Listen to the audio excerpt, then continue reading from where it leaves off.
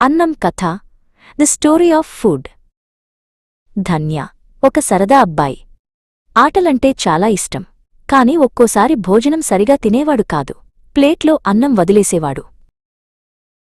ఒకరోజు నాని, అమ్మమ్మ అతని పక్కన కూర్చుంది. ధన్య, అన్నం ఎక్కడి నుండి వస్తుందో తెలుసా అని అడిగింది.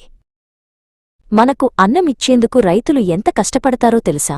వాళ్లు ఎండలో, వానలో, పొలాల్లో పనిచేస్తారు నాని వివరించింది. ధన్య కళ్ల ముందు పొలాలు, ఎండలో పనిచేస్తున్న రైతులు, వాన చినుకులు కనిపించాయి. ఆ తరువాత అమ్మ ప్రేమతో వంట చేస్తుంది. ప్రతి మెతుకులోనూ ఎంతో శ్రమ, ప్రేమ ఉంటాయి నాని చెప్పింది. ధన్య తన ప్లేట్లోని అన్నం వైపు చూశాడు. అదంతా వృధా చేయడం ఎంత తప్పు అనిపించింది. ఆ రోజు నుండి ధన్య తన ప్లేట్లో అన్నం వదిలిపెట్టలేదు. ప్రతి మెతుకును జాగ్రత్తగా తినడం మొదలుపెట్టాడు. ఒకరోజు తన స్నేహితురాలు ప్రియతో ఆడుకుంటున్నప్పుడు ధన్య ఆమెకు అన్నం కథ చెప్పాడు. ప్రియ కూడా ధన్య మాటలు విని ఆ రోజు నుండి అన్నం వృధా చేయకూడదని నిర్ణయించుకుంది. ఇద్దరూ సంతోషంగా భోజనం చేశారు.